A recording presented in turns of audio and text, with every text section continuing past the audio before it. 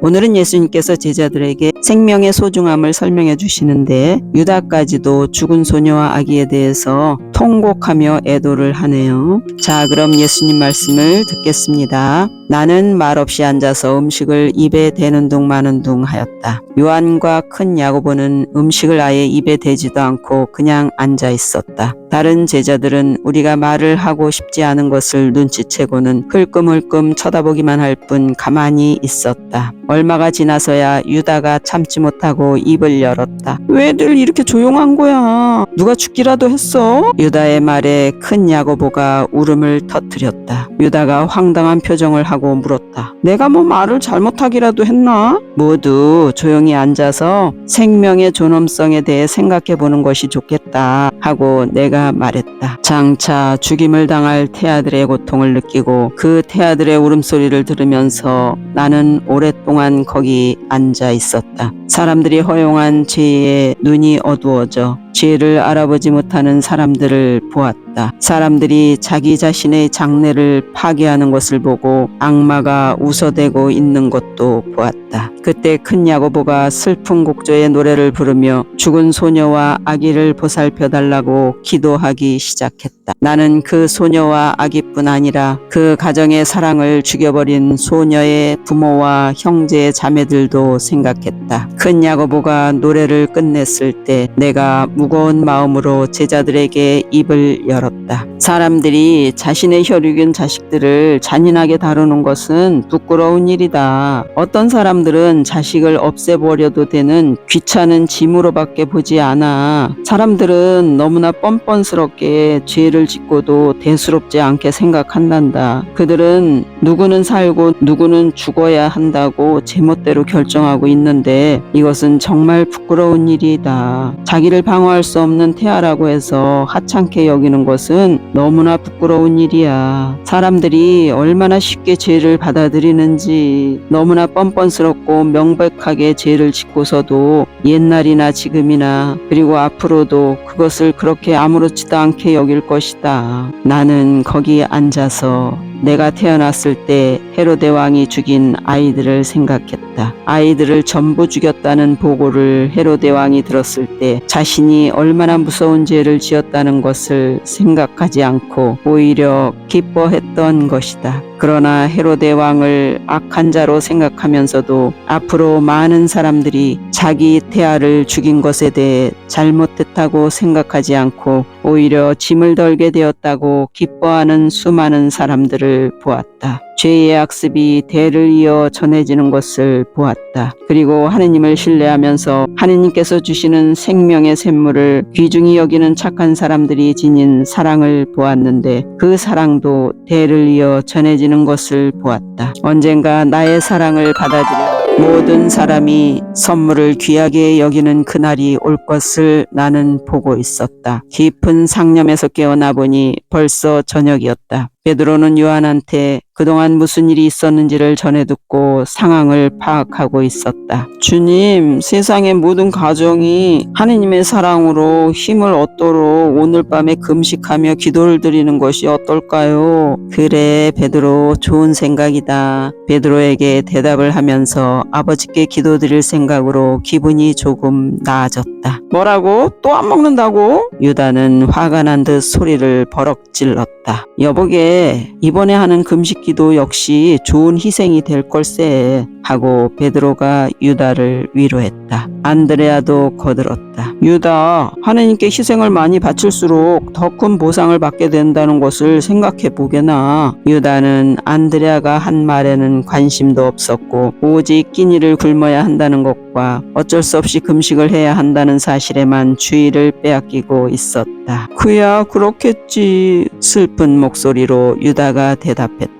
우리는 모닥불가에 둘러앉아 가끔씩 시편도 노래하면서 밤을 새워 기도드렸다. 기도 한마디 한마디가 내 마음에 기쁨을 차오르게 하였다. 마침내 해가 떠오르자 햇살이 어두움을 부수고 내리 비쳤다. 그때 아버지께서 말씀하셨다. 내 아들아, 너는 새벽의 태양처럼 떠올라서 사람들을 에워싸고 있는 어두움을 부술 것이다. 기도가 끝났을 때 마테오가 말했다. 주님 보셨는지요? 너무나 영광스럽고 아름다운 해돋이였습니다. 그렇구나 마테오. 저 해돋이는 가장 영광스럽게 떠오를 아들을 생각나게 한다. 네 주님. 내 말을 이해하지 못한 채 마테오가 어정쩡하게 대답했다. 갑자기 요란하게 코고는 소리가 들려 모두들 웃음을 터뜨렸는데 바르톨로메오가 다시 잠이 든 것이었다. 얼마간 쉬어야 할 것 같다. 나는 바르톨로메오를 쳐다보며 미소를 지었다. 모두들 고단해하고 있었다. 제가 식사를 준비할까요? 유다가 물었다. 보통 때는 그렇게 솔선하는 일이 없었던 유다였기에 어지간히 배가 고팠던 것 같았다. 고마운 일이구나. 그러면 우리는 좀 쉬고 있으마. 나는 유다에게 우정어린 미소를 지어주면서 말했다. 유다의 얼굴에 안도의 표정이 스쳐갔다. 유다는 오늘도 못 먹게 될까봐 걱정하고 있었던 것이다. 육신부터 먼저 챙기는 이러한 생각 때문에 많은 사람들이 타락하게 되는 것을 생각하며 나는 사랑하는 마음으로 유다를 쳐다보았다. 아침에 일어나 보니 나와 바르톨로메오만 모닥불가에 남아 있었다. 바르톨로메오가 뒤따라 일어나면서 기지개를 켰다. 잠 한 번 잘 잤네. 그런데 주님, 다른 사람들은 다 어딜 갔습니까? 우리가 찾아봐야겠다. 그들이 어디 있는지 알면서 내가 말했다. 언덕 위로 올라가면서 바르톨로메오가 말했다. 주님, 제가 꿈을 꿨는데요. 천사들이 주님을 둘러싸고 있었고 천사들의 팔에는 아기들이 안겨져 있었습니다. 천사들과 아기들은요, 천국에서 지상의 여러 가정을 내려다보며 울고 있었습니다. 눈물이 각 가정 위에 떨어지자 그 가족들이 울기 시작했습니다. 마치 그들 인생에서 무슨 큰 잘못을 저질렀던 것을 깨닫고 우는 것 같았습니다. 그 가정들 중 일부를 악마들이 둘러싸고 있었는데요. 천사들과 아기들이 흘리는 눈물이 그 가정에 떨어지지 못하도록 덮고 있었습니다. 어떤 사람들은 그 눈물에 젖지 않으려고 악마의 품 안으로 피신하는 것도 보았습니다. 그런데 주님의 어머니께서 아기이신 주님을 품에 안고 계시는 것도 보았습니다. 주님께서는 금색 빛으로 둘러싸였는데요. 그 빛이 세상을 내리 비치고 있었습니다. 그 빛이 악마들에게 비춰지자 악마들은 놀라서 황급히 도망을 갔습니다. 악마들이 도망을 가면서 사람들을 잡아갔는데요. 잡혀가는 사람들의 손에서 피가 뚝뚝 떨어지면서 어둠 속으로 사라졌습니다. 나머지 사람들은요, 주님 앞에 엎드려 용서를 빌었는데요. 주님께서 내가 너희들을 사랑하기 때문에 용서를 베풀어 주노라 하시는 말씀을 들었어요. 그리고 나서 주님의 어머니께서 각 가정의 품에 주님을 안겨주시며 너희 아이들한테서 내 아들 예수를 보아라 하고 말씀하셨습니다. 이렇게 꿈이 끝났는데요. 이 꿈이 무엇을 의미하는지 모르겠습니다.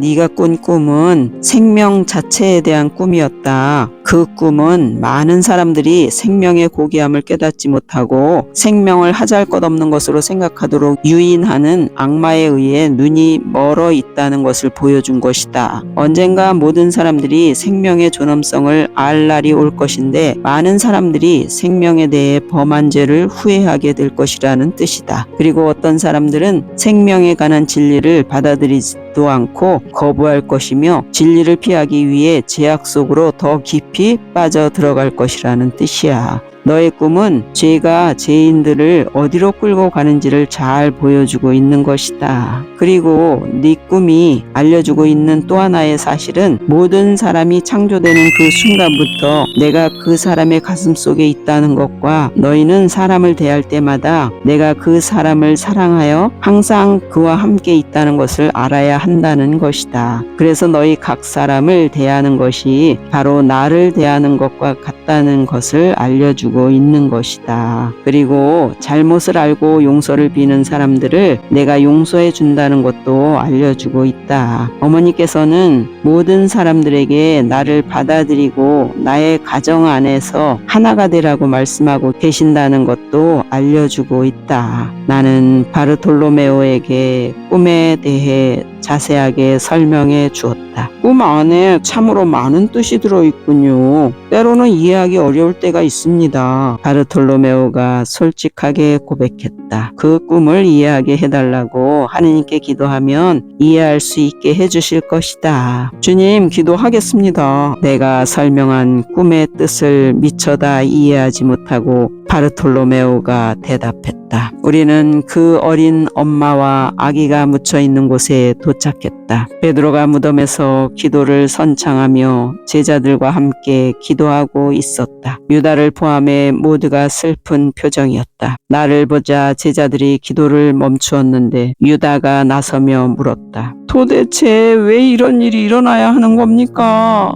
사람들이 이렇게 무서운 일이 일어나게 하는 죄를 받아들이기 때문이다. 주님, 그 소녀는 아직 어린데 가족들이 어떻게 그럴 수가 있습니까? 자기 딸이고 자기 동생인데 말입니다. 큰 야고보는 전날 보고 들은 것을 생각하며 슬프게 울었다. 눈이 멀어서 보지를 못하기 때문이다. 내가 대답했다. 유다는 무덤 주위에 작은 돌들을 갖다 놓고 야생 꽃들을 꺾고 와서 돌 위에 놓으며 말했다. 저 애가 이곳에서 너무 외로울 것 같습니다. 그 소녀는 더 이상 혼자가 아니다. 아기랑 함께 있고 언젠가는 나와 함께 있게 될 것이다. 이 두 아이들이 아버지의 집으로 돌아간 것을 축하하자 하면서 나는 하늘에 계시는 아버지의 영광에 대한 시편을 노래하기 시작했다. 얼마 후 우리는 야영지로 돌아가기 위해 그곳을 떠났는데 유다는 그대로 남아 있었다.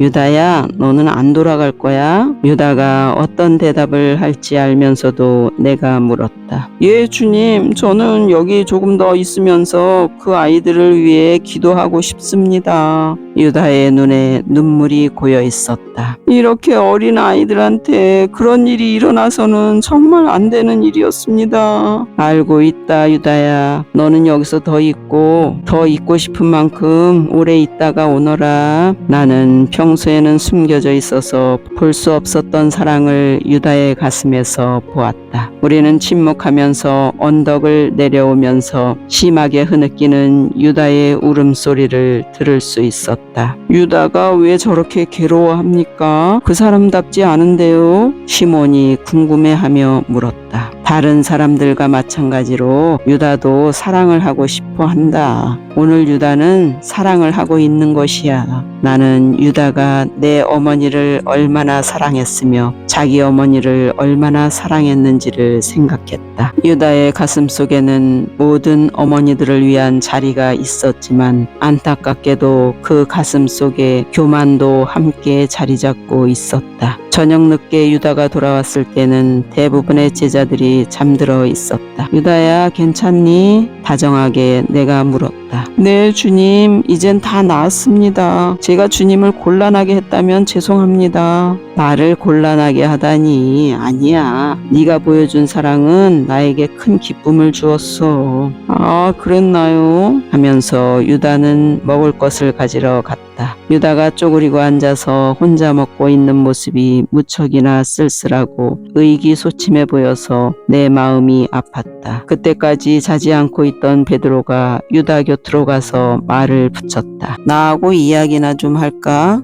유다는 슬픔이 가득한 눈으로 베드로를 쳐다보며 지친 듯 입을 열었다. 아무것도 할 얘기가 없어. 베드로는 침묵을 지키며 유다 곁에 오랫동안 앉아 있었다. 그런 베드로의 모습은 내가 여기 있으니 언제든지 이야기하고 싶으면 하게나 하고 무언으로 말해주고 있었다. 주변 가득 사랑을 느끼며 나는 평화롭게 잠을 잘 수 있었다. 다음날 아침에 깨어나 보니 베드로와 유다는 전날 밤에 둘이 앉아있던 그 자리에서 자고 있었다. 유다는 아기처럼 자기 담요와 베드로의 담요를 혼자서 돌돌 말아 감은 채 자고 있었고 베드로는 아무것도 덮지 않은 채 자고 있었다. 베드로에게서 남을 사랑하는 마음이 자라고 있는 것을 보았고 외롭고 고독한 사람에게 친구가 되어주고 싶어하는 사랑의 반석, 신앙의 반석, 그리고 나의 신임을 받을 그 반석을 보았다. 성질이 급한 어부가 온 세상에 신앙을 보여주고 하느님께 의탁하는 것을 보여주는 사랑의 반석인 베드로가 되어가고 있었던 것이다. 네, 오늘은 여기까지입니다. 여러분, 생명에 대해서 생각해보는 시간이 되었죠? 마시고 생명을 살리는 우리가 됩시다.